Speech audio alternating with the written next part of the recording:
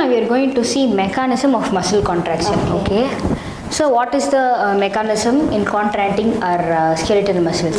Okay. So this mechanism is well explained by sliding movement theory. Okay. So in this theory, so muscle contraction is started from the signal which is sent by central nervous system. Okay. Through a motor neuron.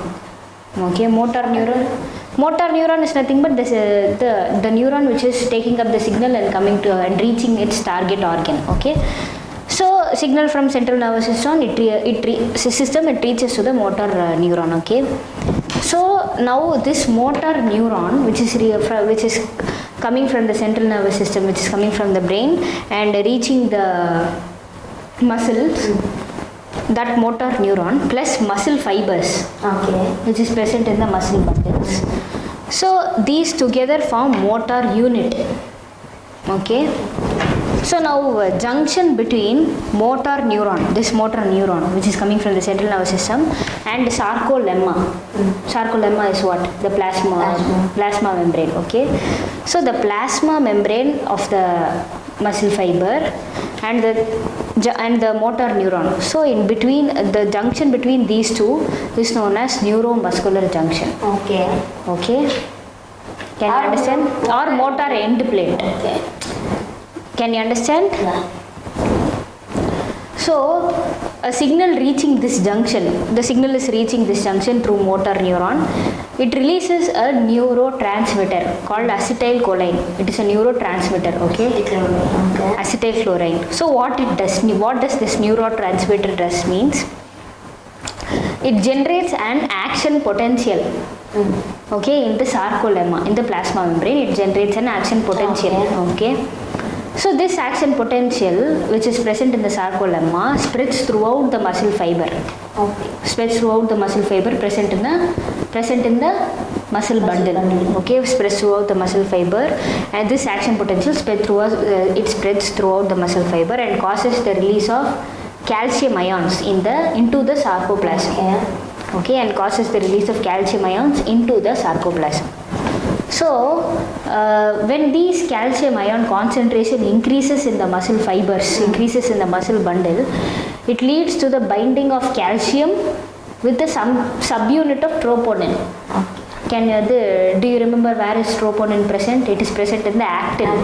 Okay, it is present in the actin. In subsequent spaces, it is present in between some intervals. So there are 3 subunits which is known as troponin. Okay, so these calcium ions bind with the subunit of troponin. Okay, with that there are 3 subunits. In that 3 subunits, one subunit is binded by calcium ions. Okay. So after the binding of calcium ion, due to the binding of calcium ion, this calcium ion removes the masking of active sites for myosin. Okay. So it masks the active site for myosin. Now it is removed. Okay. So since it is removed, now the myosin can easily join with the actin and pull the actin. Therefore, contraction occurs. Okay. That will be seen in the next slide. Okay. Clearly, we'll be seeing that one. So the binding of calcium ions remove the masking of active sites by the troponin for myosin. Okay. So using till this it is clear, no? I will explain one more time. So using ATP is adenosine triphosphate, which is energy bond. Okay. So using this ATP, myosin, okay, myosin which is present in the center dark band. So that myosin binds with the active site of troponin. Okay. Since the mask is removed by the troponin after the calcium bind, the masking is removed. Okay. In the troponin itself, the masking is removed. So now the masking is removed. Therefore, this myosin is free to bind with that. With the use of ATP, this myosin binds with that actin. Okay. Binds with that active site of actin. Okay. Active site of troponin. This is the mechanism. Okay. Binding mechanism. This is known as sliding movement. Sliding movement theory, it is not completed. It will continue to the next slide. Okay. So here, muscle contraction starts from the signal from central nervous system. It is voluntary, so signal has to be sent. through motor neuron. Which transported? Is transported. Okay, the signal is transported to plus muscle fibers. Okay. Muscle fibers present in the bundle, muscle bundle. So these together called as motor unit. Okay, motor unit. So now junction between motor neuron and the sarcolemma. Sarcolemma is nothing but plasma membrane of muscle fiber. Okay, so junction between this motor neuron and this plasma membrane of a sarcolemma, it causes it is known as neuromuscular junction. Neuromuscular junction or motor end plate, because the motor neuron is ending there. Motor end plate. So a signal is reaching this junction through the motor end through the motor neuron. So this motor neuron releases neurotransmitter. That signal is coming through this acetylcholine neurotransmitter. So now it generates an action potential in the sarcolemma, and the plasma membrane of the muscle fiber, and it spreads throughout the muscle fiber and causes the release of calcium ions. Okay. Calcium ions in the sarcoplasm. Sarcoplasm is nothing but cytoplasm inside the sarcolemma. Okay. So it increases the calcium. This calcium, it binds to the troponins, or one subunit of troponin, and removes the masking of active binding site for myosin. Okay. So after removing the mask, now the myosin is ready to bind with that active site of actin. Okay. With the energy ATP. Okay. Can you understand? So next we will see the mechanism clearly. Okay. We are seeing sliding movement theory. Yeah. So in that, this is actin, myosin, we know already. So due to the calcium ions, the calcium ions binding to the troponin of actin, it is a troponin, it is a segment of actin which is present in the subsequent spaces. So that troponin is subunit of, there are 3 subunits totally. So one subunit of troponin is attached with the calcium ions, and therefore it releases the binding for myosin. Okay. Okay. So now the myosin, with the help of ATP, okay, with the help of ATP, it binds with each of this actin, which is having it binds with the active site of that subunit of troponin. Okay. Okay. And after binding with this use of ATP, it pulls inwards. It pulls inwards. So therefore this actin filament comes inwards. It comes like this. Okay. It contracts. Okay. See here, it contracts. Okay. So now after the use of ATP, it becomes adenosine diphosphate, ADP plus inorganic phosphate, and it is released. After release of this one, again ATP is used, and it comes and it binds with this, and again it pulls upon. Can you understand? So here also it is pulling. It catches the active site for binding, it pulls inwards. Catches active site for binding and pulls inwards. How it pulls inwards? Yeah, with its head, myosin head. It has 2 heads, myosin head. So 2 heads are binded with that, and it has tail also. So this tail is only like this, and this head is only this one. So after binding, after attaching, this head will become like this. Okay. And after that, the releasing of ADP and inorganic phosphate, again it comes to normal position, again it binds with it, again it pulls. Okay.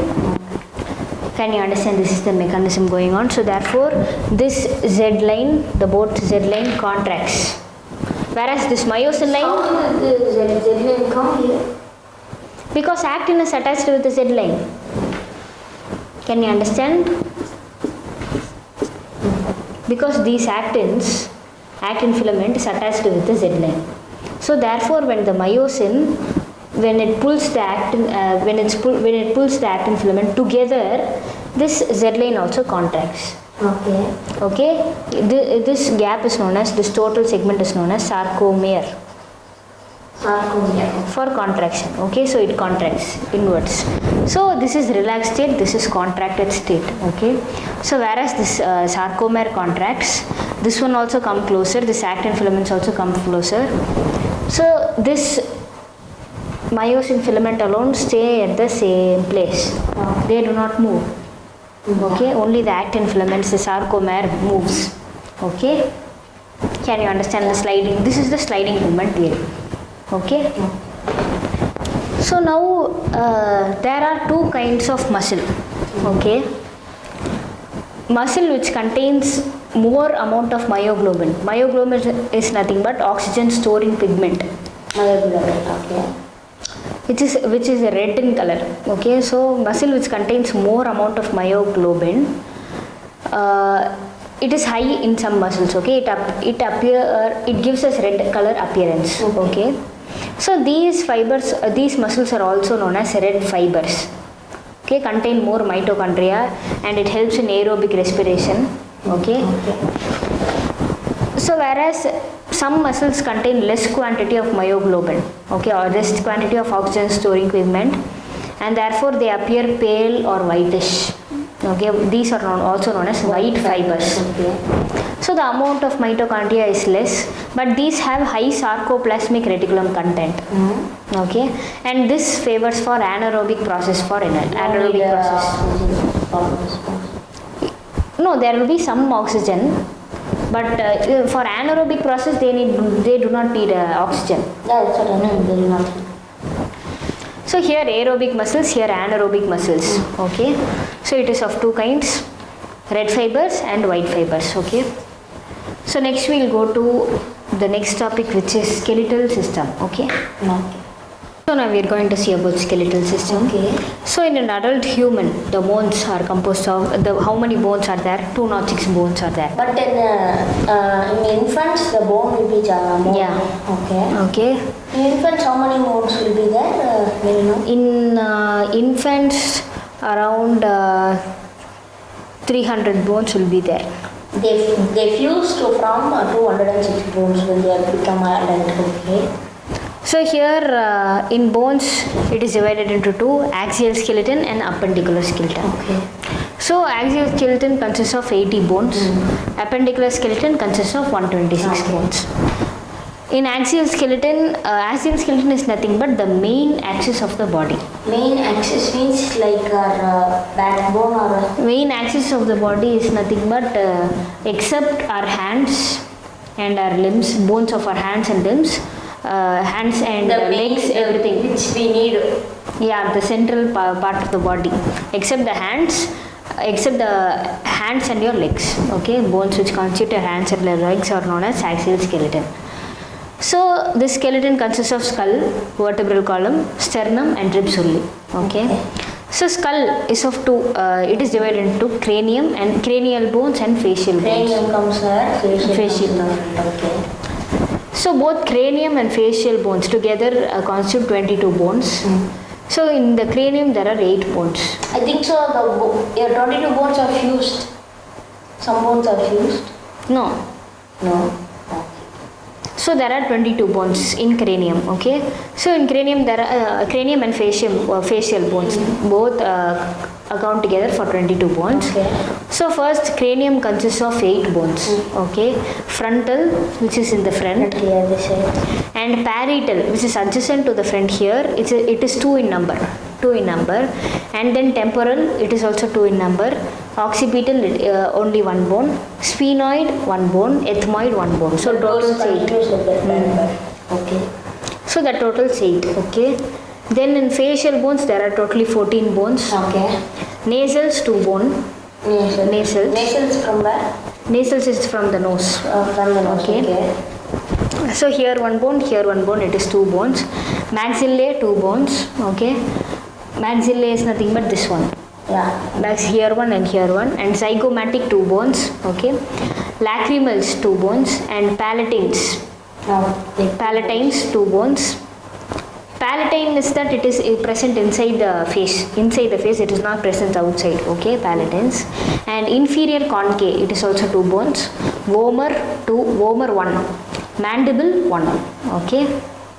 Mandible also inside, I think so. Mandible is here, this one. This one. Okay. Yes, okay. So these are cranium and facial bones. And next we will see some bones of axial skeleton. Okay. We'll be seeing about vertebral column, sternum, ribs, Okay, and our ear bone also there are present. Okay, that also will be present. Cartilage, that doesn't come from. Cartilage does not come under. Okay. So now we are going to see about some more bones in the axial skeleton except cranial and facial, which we have already seen. So each middle ear consists of 3 bones. Okay. Malleus, incus, stapes. Okay. So these three altogether forms ear ossicles. Okay. Malleus, incus, and stapes. And here skull, skull, Yeah. it articulates with the superior part of the vertebral column. Okay, it rotates vertebral column. So it contains with the help of 2 occipital condyles. Okay, which is known as dicondylic skull. Okay. So now if we come to vertebral column, in vertebral column there are 26 serially arranged dorsally placed vertebrae. Dorsally back side. Yes, placed vertebrae. Okay, 26 serially arranged. So each vertebrae have central hollow portion. To give the nerves. Yeah, The way to the nerves. which is known as neural canal, where the spinal cord passes through that one. Okay. Our brain will be connected. So here the first vertebrae is known as atlas. Okay. First vertebrae. Okay. And the first part of the vertebrae is known as cervical vertebrae, where it consists of 7 vertebrae. Okay. And the next part is thoracic, where it consists of 12 vertebrae. So this thoracic have ribs, okay, ribs on them. And then next to thoracic we have a lumbar vertebrae, which consists of 5 vertebrae, lumbar, which consists of 5. And after lumbar there is sacral portion, which consists of 1 bone, which is fused, okay. How one bone will be fused to other bone? Is there any other bone will be fused? No. One bone. No, totally 5. So all those five portions are there. All Yeah, those 5 are okay, fused like that. together. Okay. So 1 bone together already. So coccyx, we are taking it as 1 bone. Okay. We are taking it as one bone. Totally 5 bones are fused. Should not say one bone is fused. So after that sacral coccyx, so here 4 bones are fused, which we take it as 1. Okay. So cervical, thoracic, lumbar, sacral, and coccyx. Okay. So next we will see about our ribs. The ribs. Okay. Yes.